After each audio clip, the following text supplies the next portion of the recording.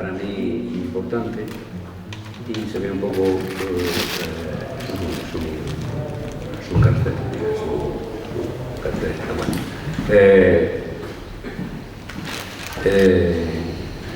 Mi abuelo fue detenido cuando entraron las tropas fascistas en Santander. Bueno,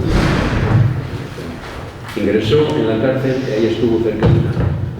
En este tiempo pudo hablar con el director de la prisión, al que llegó a convencer de su inocencia. Este le pidió que cogiera firmas en astillero, cosa dificilísima porque la familia estaba, bueno, le pegaban palos por todos los lados, ¿no? Entonces, mi abuela llegó a conseguir 3 firmas, una de un médico, otra de un juez. Este juez le dijo que él no estaba de acuerdo con las ideas de mi abuelo, pero que no creía las acusaciones que le imputaban, porque era una buena persona. Fue una tercera persona que no sabemos bien quién es, y estas se le entregaron al director en la prisión. Pero había 3 personas que iban todos, 3 personas de astillero que iban todos los días a pedir la muerte de mi abuelo a la cárcel. El director de la cárcel estaba en Madrid con las firmas y consiguió la anulación de la pena y la revisión de la causa. Pero a mi abuelo le sacaron en ausencia del director el 7 de diciembre de 1938, que el fusilaron en Ciriego. Y poco antes de morir, escribió la siguiente carta a mi abuelo. Por eso es lo que lo quiero contar, porque creo que ahí dice cómo era la personalidad de mi abuelo. Y dice así: a mi querida esposa e hijos, me ha llegado el momento cuando ni vosotros ni yo esperaba esto. Espero tengáis la resignación suficiente para afrontar tan terrible noticia, como yo la tengo para morir. Muero inocente. Te pido perdones a mis acusadores, como yo lo hago. Les creo equivocados. Mis últimos momentos son para ti y mis queridos hijos. Dale muchos besos de mi parte. Adiós, hasta siempre. Hoy, 7 de 12 del 38. Esto es para mí una cosa muy importante. Podría hablar de muchísimas cosas de mi abuelo, intervenciones en el ayuntamiento. Se presentó a las elecciones en el 31 y quedó en votos en las 2 secciones que había, al mismo nivel que el que luego fue alcalde. Fue muy popular, hizo muchísimas cosas. No podría extender aquí, pues bueno, pues tengo lo que tengo, ¿no?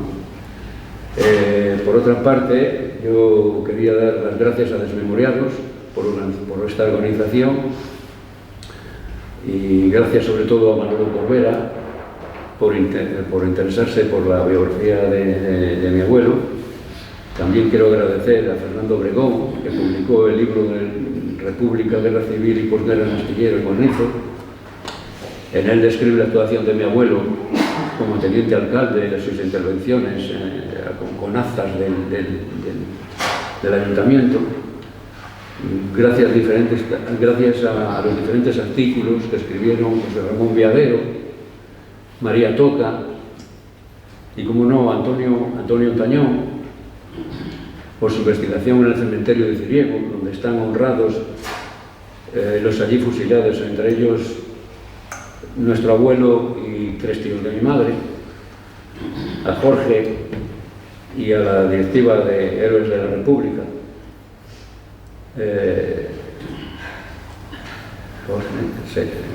Y como algunos sabréis, el día 15 y a las 12 de la mañana se celebrará el juicio por la reparación de la memoria de mi abuelo.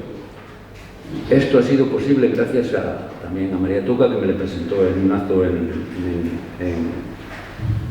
la delegación del gobierno. Y gracias al fiscal, por cierto que este fiscal no estará por aquí. No.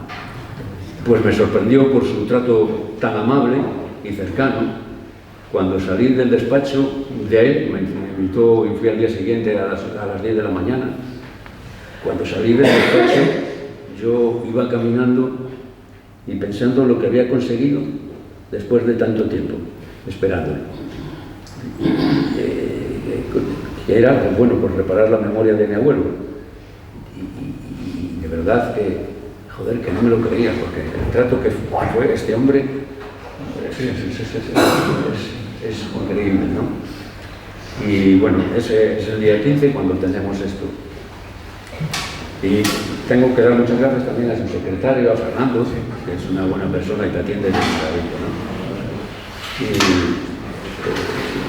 Y sí que quisiera tener un recuerdo muy especial a mi tía Luisa Cortezón por escribir sus memorias, donde describe con toda crudeza cómo lo pasó mi familia. Os lo recomiendo a todos, están en internet, podéis leerlas y veréis cómo lo pasó mi familia exactamente. Porque yo aquí he dicho nada comparado con lo que pasó. Y no hay más. Yo creo que tendrá que intervenir Manolo y nada, ese va a ser el protagonista de esta conferencia. Y bueno, pues un agradecimiento otra vez a todos vosotros por habernos, a la familia, dejado aquí pues, decir estas cosas y preocuparnos. Muchas gracias.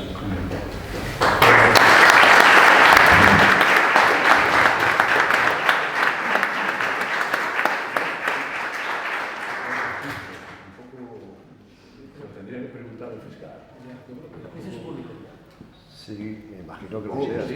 Sí. Es que yo creí que iba a ir al fiscal, pero bueno, no ha venido y... Ya. No sé si asegurarlo del todo, pero yo creo que el juicio es público. Es el día 15 a las 12 de la mañana en el juzgado número 5. Sí, el número 5 en las Salesas. En las Salesas, sí. Yo creo que sí. Sí, yo creo que sí. Bien, pues muchas gracias. Una pena que te tengas que ir. Y pasamos la palabra a Manuel Cordero.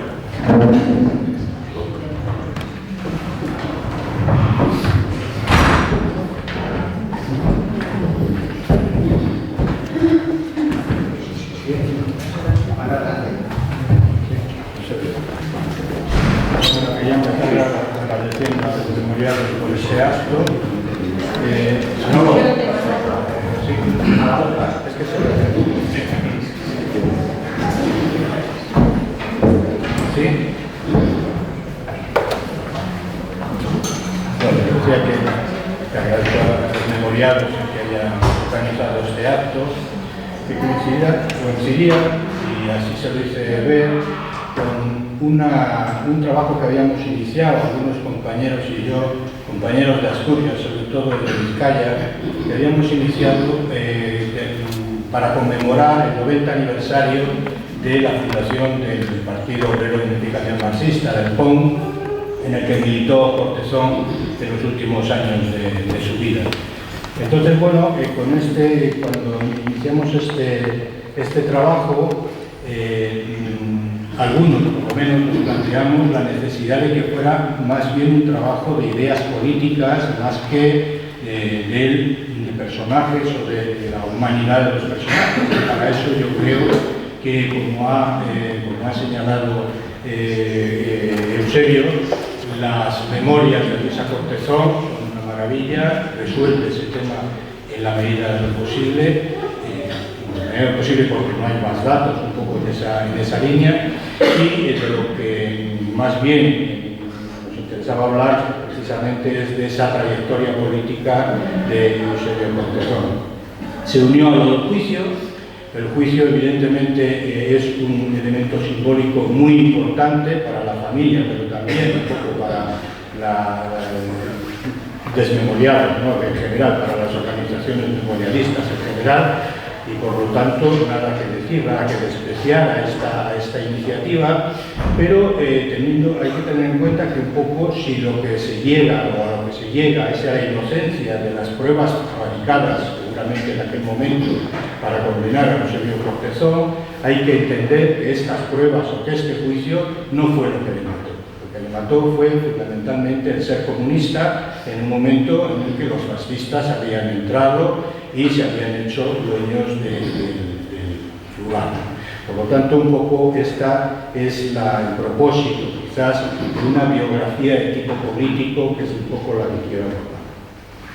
Bueno, Cortezón, como se sabe, nació en 1894 en una familia de clase trabajadora. Su padre trabajaba en transportes en Desmarais, que era una de las refinerías, de las dos refinerías que hubo desde finales del siglo XIX en Astillero, y bueno, había hecho un aprendizaje de oficio, como ebanista, un gran ebanista, como acabará siendo, y se había casado en 1915.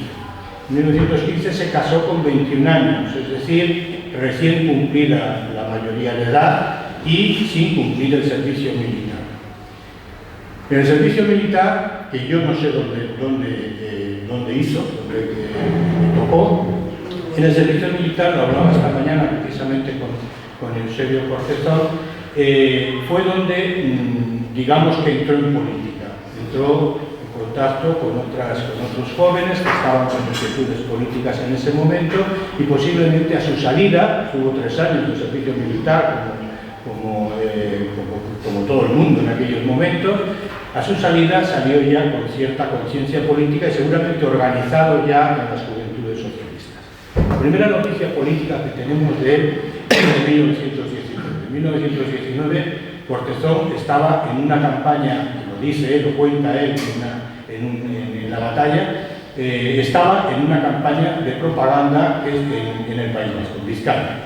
Allí se encuentra y coincide con Joaquín Maurín, que sería presidente, que sería el secretario político del PON, del primer PON. Cuando se constituye el PON en el 35, su primer secretario político es Joaquín Maurín. Bueno, pues se encuentra con esta persona y hacen campaña juntos. Claro, hacer campaña juntos en este caso resulta hasta cierto punto resulta un poco extraño, porque Cortezón, como estaba diciendo, estaba en Juventudes Socialistas, mientras que Joaquín Maurín procedía del sindicalismo revolucionario y estaba construyendo CNT con esa línea, ¿no? Con la línea del sindicalismo revolucionario, que no era la línea anarquista, sino una línea especial. Bueno, se encuentran ahí y los dos hacen campaña juntos, campaña política juntos. ¿Qué es lo que estaban difundiendo juntos estas dos personas con unas diferencias claras a nivel de filiación política? Pues la entrada en la Tercera Internacional. Es decir, son terceristas. Terceristas procedían de muchas organizaciones distintas, pero de lo que se trataba era de pasarse o crear, abandonar la Segunda Internacional en el caso de los socialistas y la primera en el caso de los anarquistas, como la CNT, que llegó a entrar, y incorporarse a la Tercera Internacional de ese momento. Bueno, después de ese viaje a Vizcaya, con ese propósito de esa campaña de propaganda política, Cortezón con su familia se instala en Ortuella. En Ortuella, un pueblo muy parecido desde muchos puntos de vista al de Astillero, es decir, un centro de una cuenca minera además del hierro, con Orconera, por ejemplo, como la principal compañía minera en esos momentos, tanto en Astillero como en Ortuella. Y bueno, allí, en ese espacio vasco, donde procedía seguramente sus primeros contactos políticos, bueno, pues allí va a pasar a vivir toda una serie de acontecimientos muy importantes. Seguramente en 1920, que ya está allí, las Juventudes Socialistas se incorporan a la Tercera Internacional en ese mismo año y crean el primer Partido Comunista de España, que es el Partido Comunista Español. Los jóvenes, las juventudes han creado ese primer partido. En 1900 todavía el PSOE se lo está pensando, parte del PSOE se está pensando si pasar al Partido Comunista, si pasarse a los comunistas de la Tercera Internacional o no, pero en 1921 sí se forma un segundo partido comunista, el Partido Comunista Obrero Español, y que al principio aparece con ciertos roces con el primer partido comunista, ¿no? Ciertas malas relaciones. Pero la Tercera Internacional les obliga, de alguna manera, a que se reúnan, a que se acaben unificándose, y significa, en el año 1922, se acaba de formar el Partido Comunista de España, el que luego será y se mantendrá como Partido Comunista de España.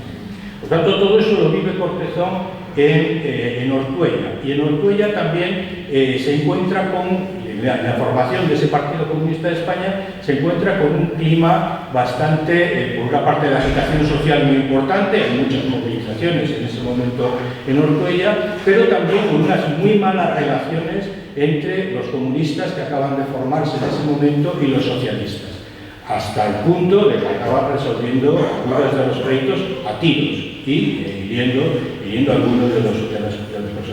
El Partido Comunista manda, el Comité Ejecutivo del Partido Comunista manda a Andrade para que investigue los hechos, al final no se acaban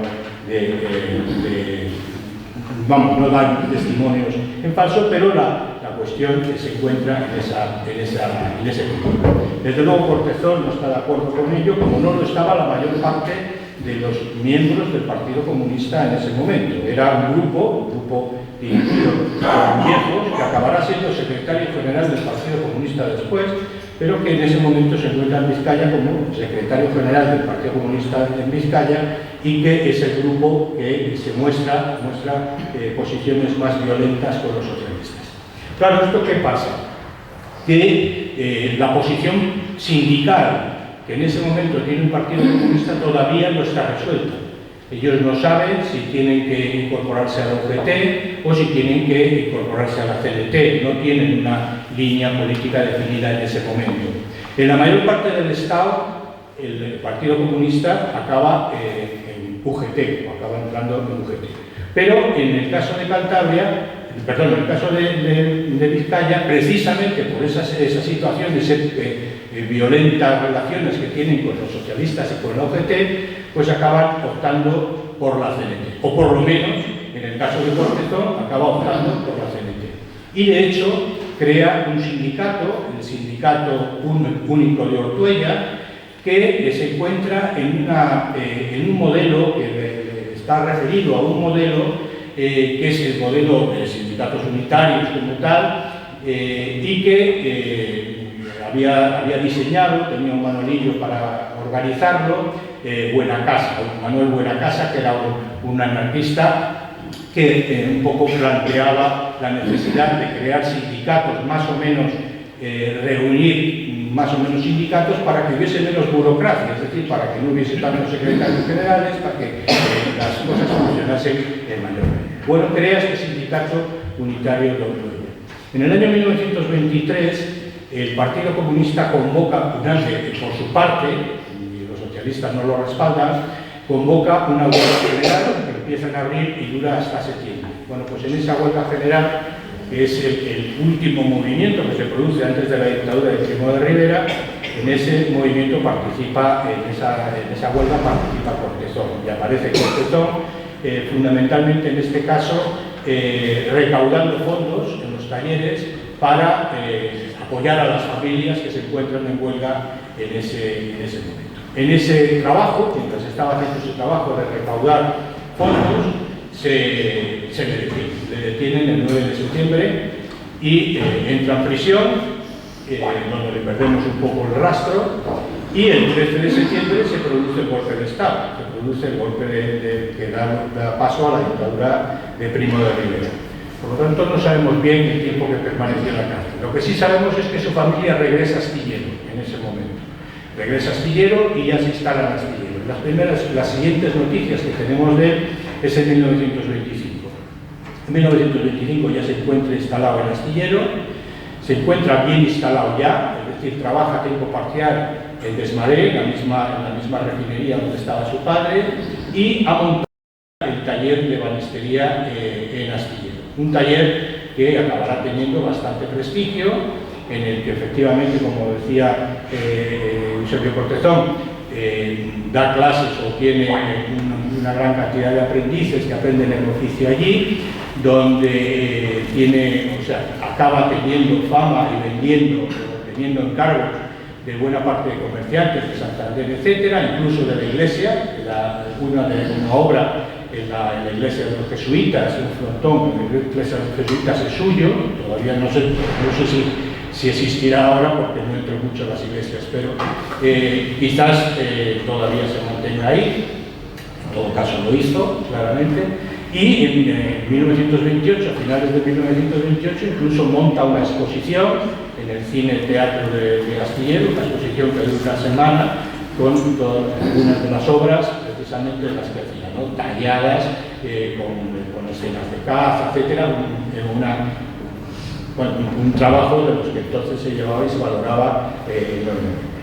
Bueno, políticamente, aquí cuando vuelve a Astillero, claro, las condiciones son las condiciones que ha impuesto la dictadura. La dictadura de Primo de Rivera, lógicamente, ha suprimido buena parte de las libertades políticas, el derecho de huelga, por supuesto, se encuentra limitado en esos momentos, pero, ha disuelto o ha cerrado los centros obreros, ha cerrado buena parte de los periódicos en ese momento obreros que funcionaban y ha ilegalizado a la CNT y al PC. Igual en Cantabria, prácticamente porque las condiciones son desiguales, prácticamente solo queda el PSOE y la UGT, es decir, la Federación Obrera Montañesa, que era la forma en que la UGT aparecía aquí.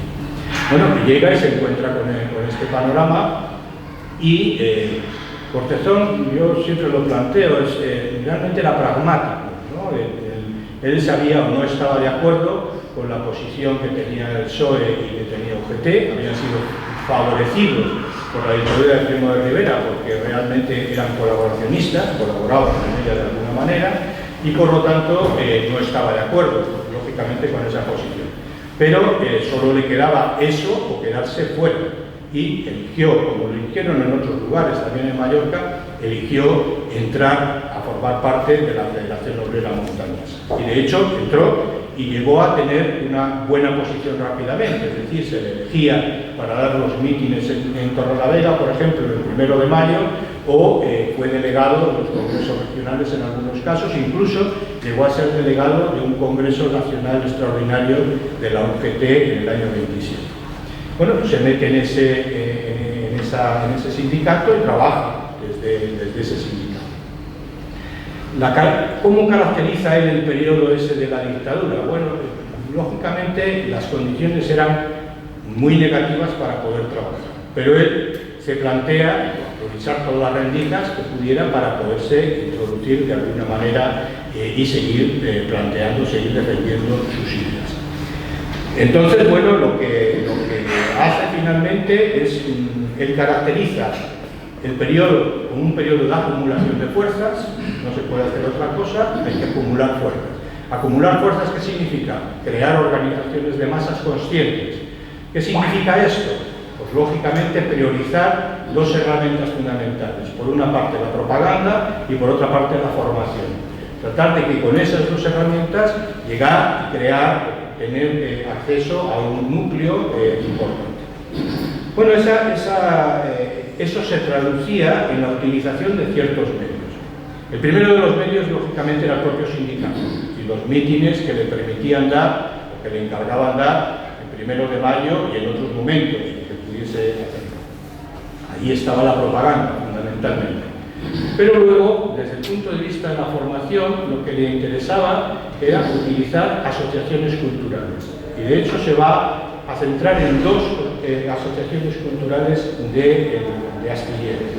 La primera de ellas es la Sociedad Recreativa de Guarnizo, que se había creado en 1908 y ya había tenido anteriormente pues, una serie de ciclos de conferencias que se daban los domingos y que él va a recuperar, ¿no? En el año cuando él llega, a mediados de los años 20, empieza a recuperar desde la Sociedad Recreativa de Guarnizo, empieza a revivir las conferencias dominicales.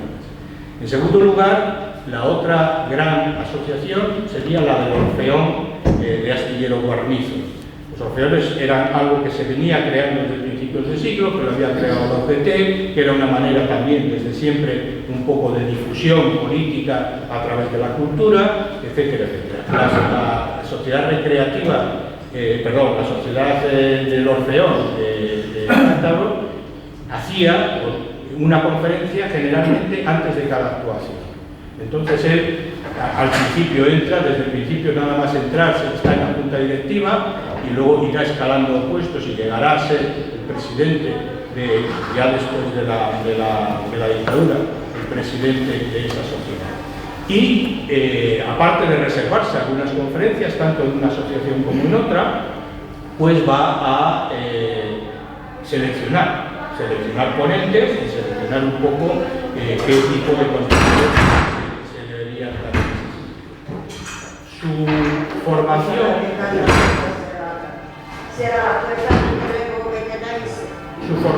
básicamente se divide en dos aspectos. Uno de ellos, el social, claro, es decir, crear contenidos que permitiesen la elevación del nivel de conciencia de los trabajadores.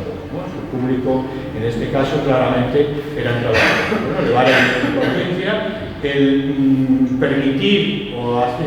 permitirles que supieran identificar problemas y solucionarles, o darles soluciones, el que tuvieran criterio, un cierto criterio para su propia discusión política o elección política, es decir, que supieran discernir entre las diferentes opciones políticas que se pudieran dar. Y que tuvieran, sobre todo, como digo, un espíritu crítico. Es decir, él lo plantea directamente en algunos de sus escritos, en algunos de los... él no quiere adoctrinamiento, quiere abrir las mentes, por decirlo así, de los trabajadores para que sean capaces de elegir opciones, de elegir lo que se les pueda plantear en ese sentido. Y la otra manera de entrar en esa formación sería la profesional. Él tenía una gran preocupación por la formación profesional de la clase obrera. Decía que realmente sin formación profesional nunca serían autónomos, es decir, tendrían que responder siempre o que estar siempre como engranajes de una maquinaria dirigidas por la patronal o por los dirigentes, y que lógicamente esa no era la opción que había que tener. Y además porque la formación profesional permitía un aumento de la productividad. Y Cortezón tenía una fuerte idea también del progreso. El progreso tal y como se entendía entonces, bueno, casi como se entiende todavía ahora, ¿no? En el sentido más burgués del término, es decir, de capacidad de creación más fácil o más rápida posible, etc. De hecho, su propio proceder en el tema del progreso se manifiesta con toda claridad en la defensa que hacía del Santander Mediterráneo. Fue uno de los que un poco creó actos o hizo actos con el doctor Madrazo, que entonces era un poco quien era el principal defensor del Santander Mediterráneo. Bueno, pues él apoyaba ese tipo de situaciones. Y no le importaba tampoco, ni siquiera en algunos de los casos, pues codearse directamente con las fuerzas vivas, vamos a llamarlo de astillero, etcétera, para crear cosas que podían tener cierto beneficio para el pueblo. Por ejemplo, cuando se incautan las refinerías y la CAMSA cierra una de las dos refinerías, deja 80 trabajadores en la calle, bueno, la manera un poco que entiende que se puede recuperar eso es por la vía de reunir a todo el pueblo, dirigiéndose fundamentalmente también a comerciantes industriales, etcétera, del pueblo, para que diesen soluciones. Y además diciéndoles que realmente les convenía, porque si hay tanta gente parada tampoco le van a comprar sus mercancías y por lo tanto van a tener un problema en ese sentido, ¿no? Por lo tanto les convence de eso y además les dirige hacia el impulso o la defensa de algo que se estaba persiguiendo en Astillero desde hacía mucho tiempo, que era el drenaje de la ría, el drenaje de la ría, porque no entraban ya barcos del calado de anteriormente, pues se había colmatado y no entraban barcos, y por lo tanto la Junta de Obras del Puerto llevaba bastante tiempo sin hacerles caso y tratar de reunir a todo el pueblo, incluida, ya digo, la burguesía, para tratar de solucionar ese problema. Bueno, cuando llega la lista blanda, o sea, es decir, cuando en 1930 cae realmente la dictadura de Primo de Rivera y llega al gobierno de Berenguer, que ya ha levantado, digamos, la mano en cierto sentido, bueno, pues él empieza a tratar de buscar hueco también en el ayuntamiento, en el municipio, de una manera un poco también de intervenir en política en ese sentido. Desde 1930, cuando llega Berenguer, se hace dimitir o se suspende la anterior corporación. La anterior corporación era muy curiosa, porque era una corporación dirigida, el alcalde en esos momentos era Tijero. Tijero era el director de Talleres Astillero, de la empresa metalúrgica de Talleres Astillero. Y bueno, había hecho algunas cuestiones que eran bastante duras, ¿no? En una huelga general que había habido en 1928, había despedido a toda la plantilla y traído esquiroles de Andalucía, ¿no? Había sustituido la plantilla por esquiroles de Andalucía. Y al mismo tiempo había premiado a la Guardia Civil que había intervenido muy valientemente, según su opinión, en esta huelga, les había dado una gratificación de 5.000 pesetas, entonces era una verdadera fortuna del ayuntamiento. Entonces, bueno, en la 1930, cuando se desaloja esta corporación, se sustituye por otra, todavía sin elecciones, un poco de la mano del gobernador civil, etcétera, se sustituye y en una de las primeras sesiones que aparece, Cortezón interviene desde el público. Interviene desde el público, denuncia todo esto, todavía no estando como miembro del ayuntamiento. Y además lo que hace es apuntarse a la agrupación republicana que se había creado en ese momento. Otra de las contradicciones que parecen, ¿no?, un Cortezón mucho más de izquierdas, pues acaba un poco integrándose, además como vicesecretario, en esta agrupación republicana que se ha creado en ese momento, ¿no? También, desde mi punto de vista, un paso pragmático, porque él sabía que un poco en ese momento y el panorama político que existía en Astillero no tenía otro lugar. Al PSOE no le dejaban entrar, no dejaban de acercarse, lógicamente, y por lo tanto esa era la única opción que le quedó.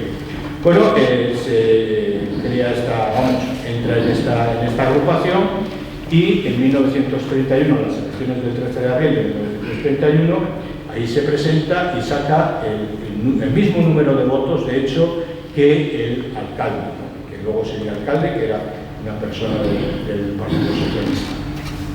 Y, por tanto, le acaban nombrando primer teniente alcalde del ayuntamiento, y allí va a pasar pues hasta que les suspenden en noviembre de 1934, ¿no?, después de los acontecimientos de Asturias, etc. Bueno, en todo ese tiempo su trabajo en el ayuntamiento es bastante destacable, aunque evidentemente estaba en minoría, ¿no? Estaba en minoría con relación a otras fuerzas políticas que estaban en el ayuntamiento entonces, pero bueno, él sobre todo lleva a cabo un trabajo muy crítico con estas cuestiones que he mencionado antes y que todavía estaban presentes en la primera corporación que se ha hecho, un trabajo crítico en esa línea. No solamente reclama las 5.000 pesetas famosas de la Guardia Civil, sino que pide que se les quiten los privilegios que tenía la Guardia Civil, porque la Guardia Civil, las familias de la Guardia Civil eran considerados miembros de beneficencia, con lo cual tenían todas las ventajas que se daba a los que estaban en beneficencia. Bueno, entonces venía desde bastante tiempo atrás, pero bueno, Cortezón denuncia ese tipo de hechos, ¿no? Todo lo que era despilfarro y sobre todo la inacción, muchas veces, de la corporación en muchos aspectos, ¿no? Había problemas que se venían arrastrando desde hace mucho tiempo, como era el tema del agua, ¿no? Había una escasez, en los momentos estivales había una escasez de agua importante y nadie lo acababa de arreglar, ¿no? en las corporaciones anteriores. Bueno, él insiste por ese lado. Crea, porque cuando entra no solamente es primer teniente alcalde, sino que está en la comisión de obras. Crea una serie de obras municipales, entre ellas impulsa la creación de 2 grupos escolares, otro de los problemas, es decir, la República quiere quitar la enseñanza al clero, pero no tiene capacidad de edificios y tal, con lo cual, bueno, uno de los aspectos que se propone con estas obras es crear 2 grupos escolares, uno un guarnizo y otro un astillero, reparar varias cosas que venían, varias obras que estaban pendientes durante mucho tiempo y, bueno, todo eso lo incluye en una bolsa de trabajo. Una bolsa de trabajo que significaba que esas obras municipales iban destinadas a los trabajadores que se encontrasen en paro en este año. Bueno, él lo que hace es negar, en cierto modo, el que de esa bolsa de trabajo se aprovechen los esquiroles y en ese momento estaban empezando a ser despedidos también de los talleres astilleros, ¿no? Quiere que no sean beneficiarios de ellos, porque les ha considerado, bueno, traicionado, de hecho, la huelga del 28, y aquí confronta con el PSOE aprueba el que estas personas se beneficiasen de la bolsa de trabajo, pero bueno, en todo caso, esa acaba siendo una propuesta que plantea. Y luego promueve también la condena de la Sanjurjada, ¿no? En 1932, el golpe de Sanjurjo consigue que se firme un documento por parte del ayuntamiento que condena y pide que se castigue directamente a los responsables del golpe de la Sanjurjada, porque realmente nadie acabó pagando eso, ¿no? La condena de Sanjurjo rápidamente fue conmutada y no hubo vindicación. Bueno, desde el punto de vista sindical, también a partir de 1930 hay un cambio. En 1930, como decía, bueno, estamos en un momento ya de apertura y la CNT ha sido legalizada de nuevo, ¿no? A partir de ese momento, por lo tanto, Cortezón siente la necesidad y las ganas, seguramente, pues de abandonar la FON, la Federación Obrera Montañesa, y de incorporarse a la CNT. A la CNT creando un sindicato. En ese momento lo que crea es un sindicato único, como el de Ortuella, pero un sindicato único que en este caso es un sindicato único de sector o de industria. Es decir, crea el sindicato único del petróleo, donde se encontraba él trabajando ya en CAMSA, porque CAMSA había incautado estas refinerías y se había convertido en el monopolio del petróleo en el que ahora trabajaba Cortezón. Bueno, pues él entra ahí, crea este sindicato único del petróleo, donde la mayor parte de las personas que luego acabarán apareciendo en el PON se encuentran vinculadas a este sindicato, entran en este sindicato del petróleo. Ese sindicato del petróleo, único del petróleo, forma parte de la Federación Local de Sindicatos, que era la CNT, y de la CNT en este caso. Realmente, en el año 1935, reconoce que la idea de este sindicato único del petróleo está fracasando, o por lo menos no está dando los resultados que se esperaban, y lo achaca fundamentalmente a la división sindical. La UGT nunca quiso vincularse a una unión sindical en este sentido, y había también ciertos sectores que no estaban sindicados, que no se sindicaban, y finalmente también el problema de la propia división de la CNT. En la CNT existían en ese momento fracciones que no estaban permitiendo tampoco alternativas excesivamente únicas en esa línea. Bueno, en agosto de 1931, Cortezón se marcha de la agrupación republicana, donde, como ya decía al principio, él no podía estar cómodo porque la agrupación republicana, en definitiva, era una agrupación pequeña y burguesa, no era una agrupación obrera, y él no podía estar, lógicamente, cómodo en esa línea. En 1931, en agosto del 31, él rompe con la agrupación republicana. Cuando se marcha les dice, bueno, es que voy a iniciar un largo viaje ideológico. Y todos sabemos a dónde le conducía ese largo viaje ideológico, lógicamente, ¿no? A volver a sus orígenes, es decir, a volver hacia el comunismo. En octubre, unos pocos meses después, crea en Astillero la agrupación comunista de Astillero. Todavía era una agrupación comunista que ya no estaba vinculada ni al Partido Comunista de España ni a la Comintern, ni a la Tercera Internacional. Era una agrupación comunista que estaba vinculada a la oposición comunista de izquierdas. La oposición comunista española era una sección de la oposición de izquierdas que se venía creando desde Rusia. Por lo tanto, tenía una cierta orientación trotskista, bueno, una cierta no, una orientación trotskista en ese momento clara, ¿no? Bueno, pues esa agrupación aparece vinculada a esta oposición de izquierda. Esa oposición de izquierda tiene una segunda conferencia en el año 31, en el cual ya están ya incorporados Cortezón y la agrupación comunista de Astillero, y aparecen vinculados en diciembre, a partir de diciembre, a un grupo, a una federación, se llamaba Federación Vasco-Navarra, del norte, en la que participaba Navarra, participaba Vizcaya y participaba también Santander, por el grupo, en este caso, de Cortezón. A partir de 1932, la tercera conferencia de esta oposición comunista, que todavía no era un partido independiente, sino que era más bien una fracción del Partido Comunista de España, es decir, así se consideraba. Sus objetivos en ese momento eran regenerar el partido, ¿no? Eliminar la burocracia, etcétera, etcétera, que dominaban el Partido Comunista. Bueno, pues en la tercera conferencia, en el año 1932, crean ya definitivamente el partido. Ese partido se llamará Izquierda Comunista Española, y ya como una organización independiente.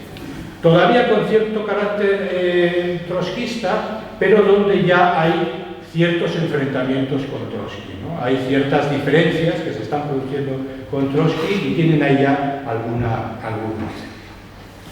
Bueno, en noviembre de 1933 se producen las elecciones que darán lugar al triunfo de la derecha, y la inauguración de lo que se conoció como el bienio negro, ¿no? El triunfo de la derecha y la limitación, en cierto modo, de libertades, la persecución, en cierto modo, de los grupos de izquierda, desde muchos puntos de vista, ¿no? desde muchos aspectos, incluido el pistolerismo, en cierto modo, ¿no? Añido acabará siendo el ministro de Gobernación y era el organizador de todo el pistolerismo empresarial que había en esos momentos. Bueno, ganan las elecciones la derecha. Izquierda Comunista Española lanza una propuesta de frente único, de alianza obrera, es decir, un frente de clase, para entendernos, ¿no? Únicamente formado por organizaciones obreras, sin entrada de organizaciones pequeñas burguesas. Cortezón discute directamente con Bruno Alonso en prensa. Bruno Alonso era el líder socialista en Cantabria, discute en prensa en ese momento con Bruno Alonso sobre este frente único. La idea de frente único que tienen en ese momento ya los socialistas era fundamentalmente muy parecida a la del Frente Popular que habrá después, ¿no? Es decir, un frente con todas las organizaciones que se consideraban de izquierda, en la cual entraban todos los grupos o todos los partidos republicanos o casi todos los grupos republicanos. Bueno, se confronta estas ideas con Bruno Alonso, y también se separa o condena la propuesta de frente único que mantenía el Partido Comunista en ese momento, ¿no? Que lo llamaba Frente Único por la Base, y que significaba que habría que crear frentes con la gente que estaba vinculada a organizaciones obreras, pero que tenían que romper con sus direcciones, porque sus direcciones eran, en ese momento, que era el tercer periodo, eran o bien socialfascistas o eran anarcofascistas. las elecciones no podían tener lugar en este caso. Mientras que el Frente Único que planteaba Cuarteto estaba formado fundamentalmente por organizaciones que mantenían su independencia, es decir, sus propias ideas políticas, pero que se unían para luchar, es decir, que se unían para enfrentarse directamente. Bueno, este es un poco el planteamiento. Como sabéis, bueno, si no lo comento, las alianzas obreras se crearon únicamente en dos partes. La primera un poco coja, porque fue la de Cataluña, la primera alianza obrera, pero en la que no participó la CNT, y la CNT era la fuerza más importante en ese momento en Cataluña, con lo cual quedaba coja totalmente. Y la segunda, la que dio resultados magníficos, aunque finalmente fueran derrotados, fue la de Asturias, ¿no? Donde sí formaron parte todas las organizaciones en ese momento obreras, y fueron las que estuvieron detrás, claramente, de la insurrección de octubre de 1934. Bueno, el 27 de septiembre, es decir, un poco las fechas hace muy pocos días, se constituyó el Partido Obrero de Unificación Marxista, el POM. En ese momento reunía dos fuerzas políticas, por una parte la izquierda comunista española y por otra parte el bloque obrero y campesino. Era un partido comunista, se consideraba como un partido comunista disidente, no perteneciente, claro está, a la Tercera Internacional, y no era un partido trotskista, como se le calificó durante mucho tiempo, sino era un partido anti-estalinista, en todo caso.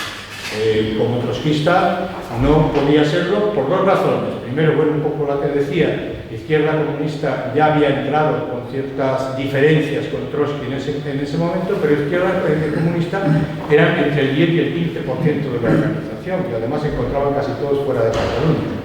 Mientras que el bloque obrero y campesino nunca había sido trotskista, nunca había tenido esa vinculación trotskista. Por tanto, no era de ninguna forma un partido trotskista, pero sí antiestalinista y un partido revolucionario, sin ninguna duda.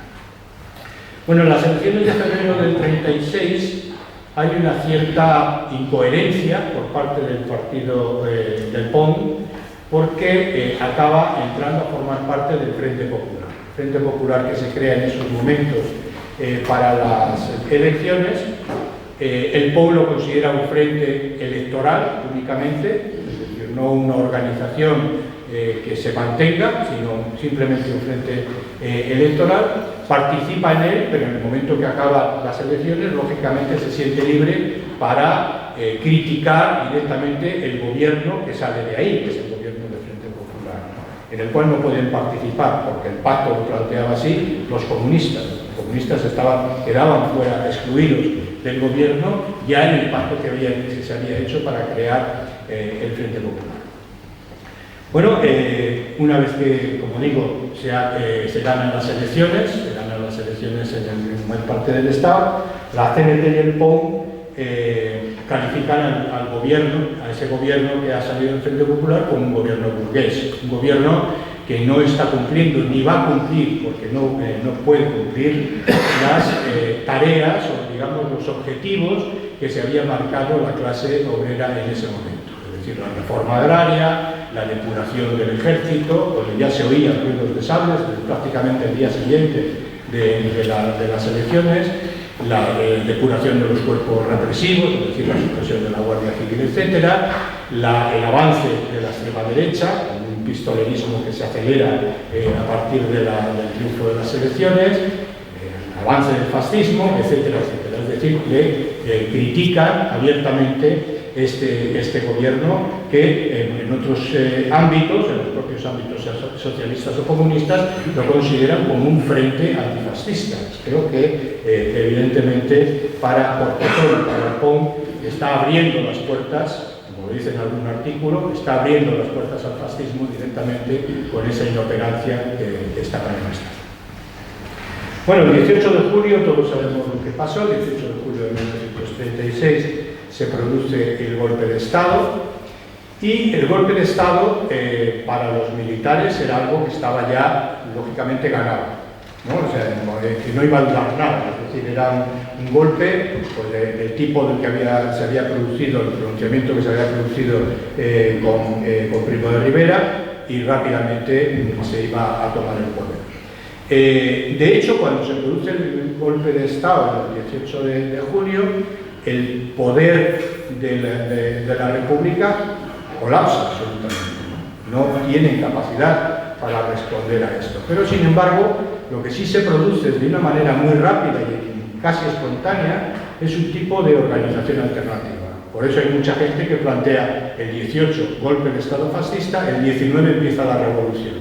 Y realmente en cierto modo fue así, porque quien defendió fundamentalmente el área que quedó fuera de la ocupación, que fue más de la mitad de España, más de la mitad del territorio español, quedó libre, ¿no? Todavía en ese momento, y eso fue gracias a la organización rapidísima que se llevó a cabo por parte de las organizaciones obreras que se reunieron, crearon comités revolucionarios prácticamente en todos los lugares, y esos comités revolucionarios a su vez crearon milicias o propiciaron la creación de milicias, que fueron los que se enfrentaron en los primeros momentos. En el caso de Madrid claramente fueron las milicias, ¿no?, las que consiguieron parar prácticamente el golpe, y en Cataluña de la misma manera.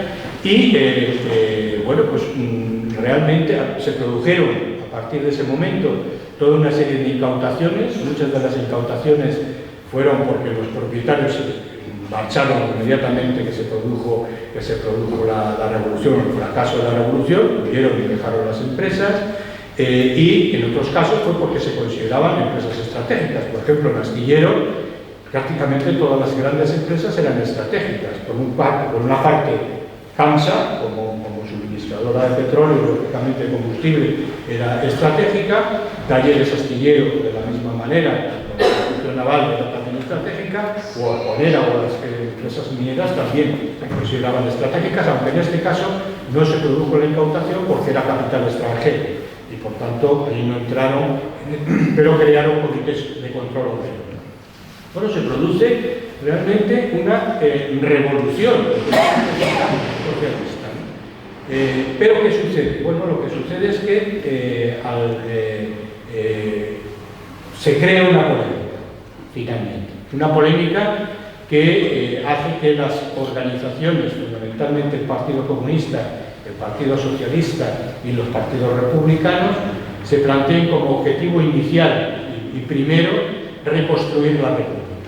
Es decir, devolver el poder a la República, volver a normalizar lo que son las instituciones republicanas, vaciando de contenido o disolviendo las organizaciones revolucionarias que se habían creado en el proceso de lucha y de defensa en ese momento. Es decir, primero hacemos la guerra, primero ganamos la guerra y hablaremos de la revolución en el futuro. Por parte de la CNT y del POM, lógicamente, esta idea no era de recibo. Ellos planteaban que, claro, si realmente se separaba la guerra de la revolución, ¿para qué se estaba luchando? Es decir, para crear de nuevo un poder republicano en la misma línea que antes, o para que las conquistas obreras, que eran los que estaban batiéndose en el campo de batalla, por decirlo así, ganasen, digamos, de su terreno, ¿no?, en esta línea. Bueno, eran las dos posiciones que se plantearon en ese momento. Poco a poco, al principio no, pero poco a poco fue ganando terreno, de primero ganar la guerra y luego la revolución. De hecho, Cortezón, cuando se produce el golpe, el mismo 18 de julio, no está en Astillero, no se encuentra ni siquiera en Cantabria. Está de viaje, ese mismo día está de viaje en el tren hacia Madrid. Y el tren se le detiene en tierras de Burgos, no exactamente dónde fue el lugar en que se le detiene. Se detiene al tren y Cortezón tiene que salir y huye. Ahí, durante 3 meses huye, sabemos que llega a Barcelona, posiblemente pase buen tiempo de esos 3 meses en Barcelona, y por lo tanto defendiendo un poco las posiciones que se estaban produciendo allí, ¿no?, que estaban prácticamente en un enfrentamiento continuo durante esos meses. Y después de esos 3 meses, en octubre, vuelve a Astillero por Francia. Es es decir, pasa la frontera por Cataluña y vuelve a pasarla por el norte por San Juan, por la entrada en el País Vasco. Acaba volviendo de esa manera. Por tanto, cuando llega a Cantabria han pasado 3 meses de guerra, pero cuando llega a Astillero se encuentra más o menos una situación similar. Inmediatamente se incorpora al ayuntamiento, todavía había recuperado esa corporación a partir de las elecciones de febrero del 36, vuelve al ayuntamiento y crea en el mes de octubre el Consejo Obrero de Camsa, es decir, el control obrero de Camsa, de la factoría de Astillero, lógicamente, donde además acaban imponiendo, ese Consejo Obrero acaba imponiendo una reducción de jornada de trabajo a 6 horas, de 8 horas a 6 horas, acaba creando acuerdos con los técnicos para que se mantengan, creando acuerdos con los surtidores para proveer de gasolina en su momento en ese tiempo, y bueno, más o menos, en este caso, pues más o menos conserva o mantiene conquistas de la Revolución en esa línea. Pero en Cantabria, en ese momento, ya ha habido una alianza entre la Federación Obrero Montañesa y la Federación de Sindicatos, la Federación Local de Sindicatos, es decir, UGT y CDT, para entendernos. Ha habido un acuerdo entre las dos formaciones para salvar a la República, es decir, para un poco seguir la línea a la que antes me refería, ¿no? Reconstruir el poder de la República y la revolución para después de que se gane la guerra. Por lo tanto, Cortezón está en minoría, digámoslo así, en esta nueva situación, ¿no? Está en minoría, pero él trata de trabajar en donde puede con esas mismas ideas, ¿no? Y de hecho, a partir de entonces escribe mucho. Cortezón siempre estuvo escribiendo en un periódico que, curiosamente, hasta la guerra era un periódico de derechas, que se llamaba La Voz de Cantabria. Este periódico de derechas estaba dirigido por José del Río, el PIC, que tenemos en la curva de la Magdalena, y era un hombre de derechas, un hombre liberal, pero fundamentalmente de derechas. Pero acabó siendo bastante amigo y respetándose mucho con Cortezón, ¿no? Se respetaban bastante él le respetaba como obrerista, organizador del Sindicato Único de los Trabajadores en Vizcaya, etc. Y que Cortezón también le respetaba como una persona bastante liberal. De hecho, ese periódico, a pesar de ser un periódico de derechas, tenía una crónica semanal de Antonio Ramos, es decir, el representante de UGT, que prácticamente tenía una página completa y la tenía prácticamente todas las semanas. Bueno, en todo caso, en esta época, cuando ya estamos en plena guerra civil, La Voz de Cantabria fue encantado. Fue un periódico encantado, igual que lo fue el Diario Montañés, que era otro de los periódicos de derechas claramente en ese momento.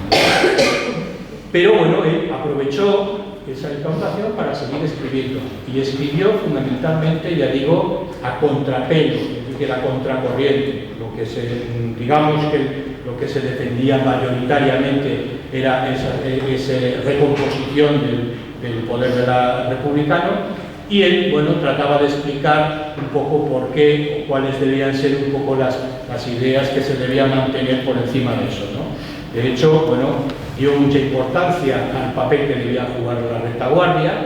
De hecho, el PON lo planteaba así, ¿no? Guerra en el frente, revolución en la retaguardia. Bueno, pues él en sus escritos entra mucho en esa idea de que la retaguardia tiene que jugar un papel fundamental, ¿no? A veces también para reñir directamente a la gente que en la retaguardia se estaba rascando la barriga, ¿no? Y no estaba colaborando, contribuyendo directamente con la situación. Plantea defender conquistas revolucionarias que se habían creado, no ceder esas conquistas revolucionarias de alguna manera. Explicaba, seguía con su tónica formativa, explicaba cuál era la estructura un poco de la formación social, ¿no? Una formación social casi semifeudal, donde todavía los terratenientes, el clero, etcétera, etcétera, tenían un gran peso. Explicaba, en cierto modo, cuáles eran los contenidos o las palabras que utilizaban los discursos fascistas y los discursos liberales también.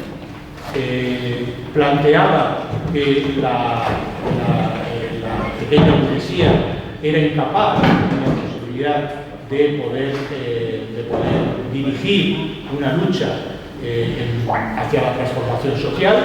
Evidentemente no era su objetivo de clase el que tenía en ese momento, y incluso también planteaba o explicaba bueno, pues por qué la no intervención, ¿no? O sea, denunciaba. De hecho, ya sabéis que durante la Guerra Civil las potencias, digamos, democráticas, ¿no? Sobre todo Francia y el Reino Unido, plantearon la no intervención y bloquearon el acceso de armas a la República, ¿no? A las tropas republicanas. Bien, pues se le explicaba esto y de hecho llamaba, su llamamiento no iba a que esos gobiernos cambiasen de posición, sino que iba a sus hermanos proletarios de esos países para que se rebelasen y un poco iniciasen su revolución en cada uno de esos países, porque eso entendía que era el paso más correcto para poder ganar la guerra, en cierto modo también, ¿no? Bueno, en diciembre de 1936 no comenzó, pero se comenzó a utilizarse más una campaña de persecución al POM. El POM, que evidentemente en esta posición que, como he estado comentando tenía, pues no estaba bien visto. No estaba bien visto directamente ya por Stalin. Stalin creía que podía tener una cierta perjudicar en cierto modo sus intereses. Stalin realmente lo que quería era que la guerra en cierto modo se prolongase y tener un acceso a ciertos pactos con las potencias occidentales, principalmente Francia y Inglaterra. Por tanto, estaba jugando un papel que el Partido Comunista en ese momento seguía, en una línea que en ese momento seguía. Bueno, se comienza, ya digo, no comienza entonces, porque desde el 34 ya llevaban haciendo campaña contra el POM, pero primero la izquierda comunista y después contra el POM, pero se agudiza. En ese momento se agudiza la campaña directamente contra el POM. Son acusados de traidores, son acusados de trotskistas, son acusados de fascistas, que para ellos era lo mismo, y son acusados de agentes franquistas y tal, y hay una cierta persecución. Una persecución que acaba ya teniendo mucha más fuerza a partir de las jornadas de mayo. Sabéis que en mayo lo que se produce en Barcelona es un asalto de la policía republicana y acompañada de milicianos de la izquierda republicana y de los comunistas a la Telefónica. La Telefónica en esos momentos estaba incautada y estaba en manos de un consejo obrero, no de consejos obreros. En esa lucha un poco de revolución, guerra, etcétera, etcétera, bueno, pues la policía de la Generalitat cree conveniente pues, ocupar la Telefónica y recuperarla para el gobierno republicano. Lo que se produce es un estallido en Barcelona, se crean prácticamente barricadas en todos los barrios y se crea una auténtica revolución que será sofocada por el ejército. Se llamará el ejército republicano, pero que acaba aplastando esa revolución. ¿Qué papel jugó el POM? El POM siguió, evidentemente, estas jornadas revolucionarias, pero no fue el que las organizó, ¿no? Habías tenido más origen en el comité, como decía antes, en el Consejo Obrero que se había defendido y en la llamada al resto de consejos obreros de comités revolucionarios que existían en Barcelona en ese caso. Bueno, en todo caso, a partir de ahí, el Partido Comunista, sobre todo, presiona para que se legalice al POM y para que incluso se cierren sus periódicos, se cierren sus centros obreros y se detenga la dirección, ¿no? Largo Caballero, que entonces era el presidente del gobierno, se niega a jugar ese papel porque todo esto iba acompañado de que se les reconociese como traidores, se les reconociese como como fascistas, etcétera, etcétera, ¿no? Largo Caballero no quiere entrar en ese juego y tiene que dimitir, y el Partido Comunista consigue que sea Negrín el sucesor de Largo Caballero. Negrín tenía, vamos a decirlo así, buen feeling con los comunistas y llega a la presidencia y legaliza el PON, y con la ilegalización, el cierre de todos los periódicos, etcétera, etcétera, se produce el 16 de septiembre la detención de toda la dirección del PON, ¿no? Se detiene a todos los que estaban entonces en el comité ejecutivo, entre ellos a Leoni. Bueno, Joaquín Maurín había desaparecido por otras razones que ahora no me da tiempo ya a contar. Pero bueno, Ni es detenido con todos ellos, pero es separado del resto de la dirección del PON, es llevado a Alcalá de Henares, a una prisión, a una checa, lo que se llamaba checas, que era una prisión de la GPU, de la Policía Secreta Soviética, es torturado para que acabe aceptando, como habían hecho en los procesos de Moscú, acabe aceptando que es fascista, etcétera, etcétera, no lo consiguen y le asesinan, ¿no? Le ganan.